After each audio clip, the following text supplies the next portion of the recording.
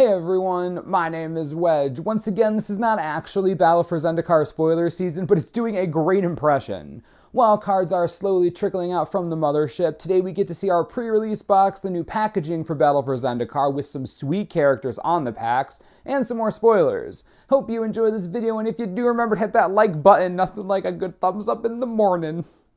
Let's begin with the new card. Lantern Scout is 3 mana for a 3/2 human scout ally with Rally. When it or another ally enters the battlefield under your control, creatures you control gain lifelink until end of turn. Well, here's the lifelink and ally that everyone was waiting for. This is going to give mono red players such a headache. The best part is that the ability works on entry to the battlefield. It doesn't even have to attack, so that 2 toughness is pretty irrelevant. If they kill the scout, it doesn't matter. The damage is likely already done. Everything else gets lifelink. That's so brutal. Big fan of this card. Ally's looking good. Today, Wizards showed us what the packaging for Battle for Zendikar is going to look like. Yeah, it's pretty. We got Gideon there, veteran war leader, some crazy Eldrazi thing that looks like it's mated with Elishanor, pretty standard. Then, of course, we see the other 2 booster pack arts. Yup, that's Obnixilis and Kiora. Obnix is looking real upset as usual and will assuredly wreak some havoc. Kiora, on the other hand, really into sea monsters. With her trusty Bident that she stole from Thassa, I think she'll be a formidable enemy for the Eldrazi. We also got to see the event deck box. Looks like an ally deck, which would make sense assuming there are about 3,000 allies in this set. Definitely expected. Lastly, we got our intro pack rare cycle revealed. Joining Hero of Goma Fada, Defiant Bloodlord, Barrage Tyrant, and Oran Reef Hydra is Drowner of Hope.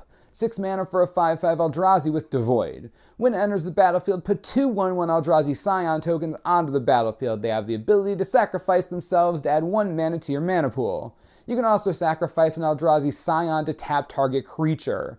Par for the course as far as intro rares go. Art is pretty cool and there's some serious interaction with these Scion tokens. I wouldn't be surprised if we just see a crap load of Eldrazi Scion generators in the set. It's clear Wizards is pushing those little dudes pretty hard. With all that said, this is what your booster box will look like. Yeah, looks pretty to me, I'm in. Speaking of pretty, the pre-release this time around is going back to what most of us are used to if you started playing before Return to Ravnica. You'll get 6 packs to build your deck out of. That's it. No seeded pack, no color choice, no brandishing a flag of your choosing. You get 6 packs, then go nuts. Since that's the case, what are these packs gonna come in? Is there a box? Yes. Is it gorgeous? Yes. Take a look at this. When you go to pre-release, this is what you'll get your cards in. I know it also functions as a normal sized deck box if you really like using it, with a little compartment at the bottom for your D20. It's a small thing, but this box looks really cool. I much prefer this to choosing a color. Props to Wizards. We did have another spoiler from the world building panel yesterday. Brood Butcher is 3 colorless, 1 black and 1 green for a 3/3 Eldrazi drone with Devoid. When it enters the battlefield, put a 1/1 Eldrazi Scion token with, yeah, we've heard this before. You can also pay 1 black and 1 green and sacrifice a creature to have target creature get -2/-2 until end of turn.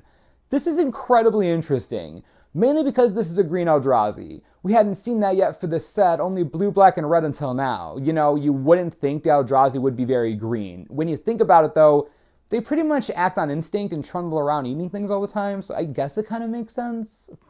The last big announcement of the day is that we finally got the name of the second set in the block. Oath of the Gatewatch is the title. It'll have 184 cards and it'll release January 22nd, 2016. We don't know much about the set yet, but what we do know is some type of pact is going to be made. Jace is an expert at those. Only together will these planeswalkers be able to stop the Eldrazi threat. Oh baby, the hype is real.